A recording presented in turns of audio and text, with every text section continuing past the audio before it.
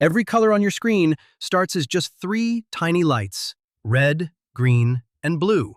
From those three lights come the hex codes programmers type, the millions of shades you see, and something that quietly changes the moment you hit print. Let's take one color and follow it all the way through. It turns out there are two completely different ways to make a color, and they're opposites. Screens build color out of light. Paper builds it out of ink. Light adds up. Start with black, then add red, green, and blue. And the more you add, the brighter it gets, all the way to white. Ink works the other way. It can't make light, it can only soak it up. So start with white paper, add cyan, magenta, and yellow, and the more you add, the darker it gets, toward black. One builds up to white, the other builds down to black. So let's zoom in on the screen itself. The whole picture is made of tiny dots called pixels, and if you get close enough, really close, you'll see that each pixel isn't a single colored dot at all. It's actually three separate lights sitting side by side. One red, one green, one blue. Your eye blends them together from a distance, so you see one solid color. But up close, it's always just those same three lights. Now, those three lights aren't simply on or off. Each one can be dialed to different levels of brightness. And there are exactly 256 settings to choose from, numbered 0 to 255. 0 means that light is completely off. 255 means it's turned all the way up. So each light has 256 possible brightnesses. And here's where it gets powerful. When you combine all the settings of the red light with all the settings of green, with all the settings of blue, you get 256 times 256 times 256. About 16.7 million different colors, from just three lights and a dial for each. But why 256? Why that oddly specific number? It comes down to how computers actually count. Deep down, a computer only knows two things: on and off. Every value it stores is really just a row of tiny switches, each one either on or off.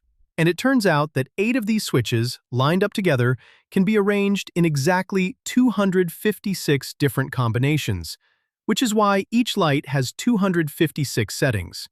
To turn those switches into a number we recognize, each switch is worth a value: 1, 2, 4, 8, and so on, doubling each time. Add up the ones that are switched on, and you get a number from 0 to 255. The computer thinks in switches. We just read the total in our everyday tens. And here's the thing. You've already been using all of this, maybe without realizing it. Every time you've opened the custom color box in PowerPoint, Word, Canva, or Photoshop, you've met these three lights face to face. Those sliders labeled R, G, and B, that's red, green, and blue, and dragging each one just sets its brightness from 0 to 255. Set red to 101, green to 163, blue to 13, and you've mixed up this particular shade of green. Move any single slider, and you watch the color shift in real time. That little box isn't magic. It's literally you dialing in three lights. So let's actually mix them. With each light dialed somewhere between 0 and 255, the combinations give you that whole range of about 16.7 million colors. And some of the mixes are surprising. Turn red and green all the way up, with blue off, and you don't get a muddy brown like you would with paint, you get bright yellow. Red and blue together make magenta, green and blue make cyan. Push all three to the top at once, and they blend into pure white. Every color you've ever seen on a screen, every photo, every video, is just these three lights, turned up and down in different amounts. There's just one problem.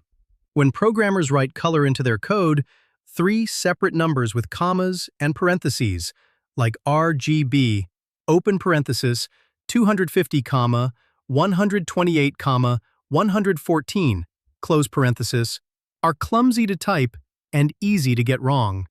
So, they pack the whole thing into one tidy code using a counting system called hexadecimal, or hex for short.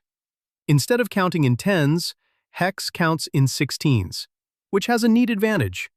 Any value from 0 to 255 fits in exactly 2 hex digits.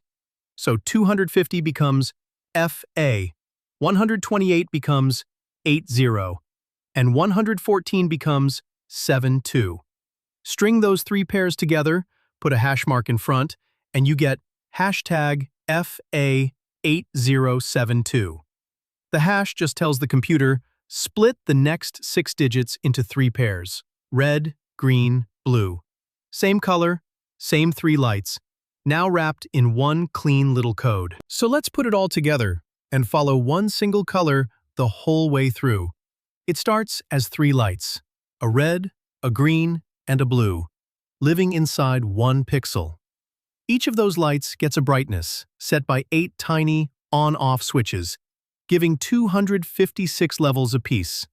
We read those brightness levels in our everyday tens: 250, 128, 114.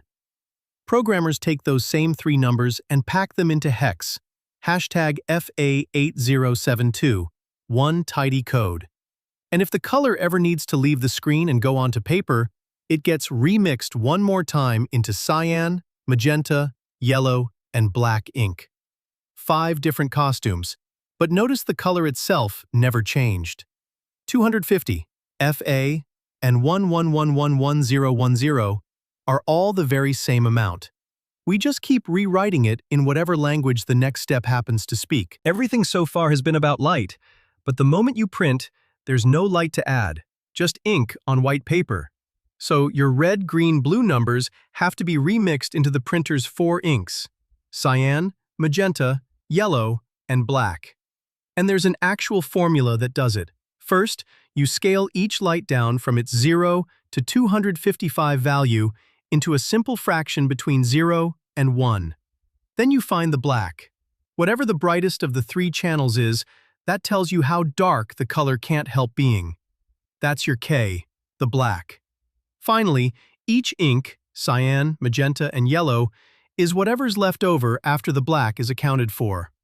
Run our salmon color, hashtag FA8072, through it, and out come the printer's numbers: 0 cyan, 49 magenta, 54 yellow, and just 2% black.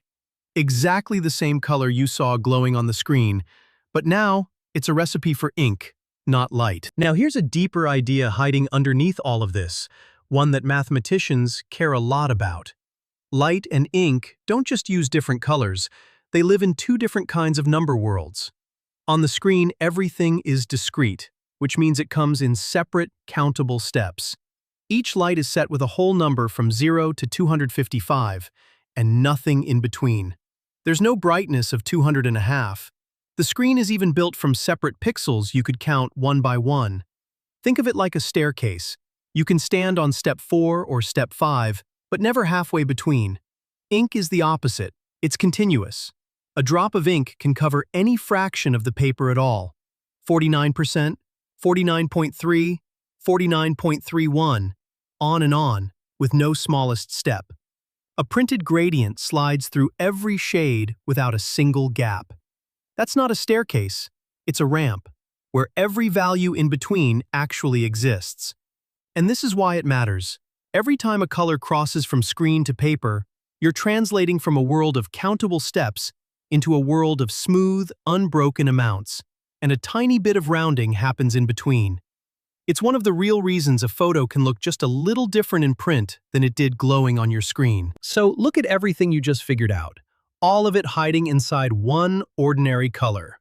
You used place value, the idea that a digit is worth more depending on where it sits, which is how 250 means 2 hundreds, 5 tens, and 0 ones.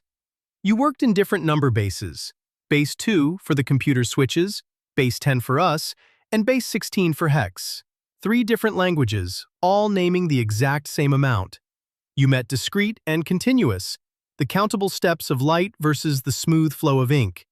You saw real programming conventions, hashtag RRGGBB for code versus writing it out as R, G, and B for people. And finally, the part that turns STEM into STEAM, the A for art. Every color picker, every digital painting, every printed photograph runs on exactly this math. Because in the end, a color is just numbers, and numbers, as you've seen, can wear an awful lot of costumes.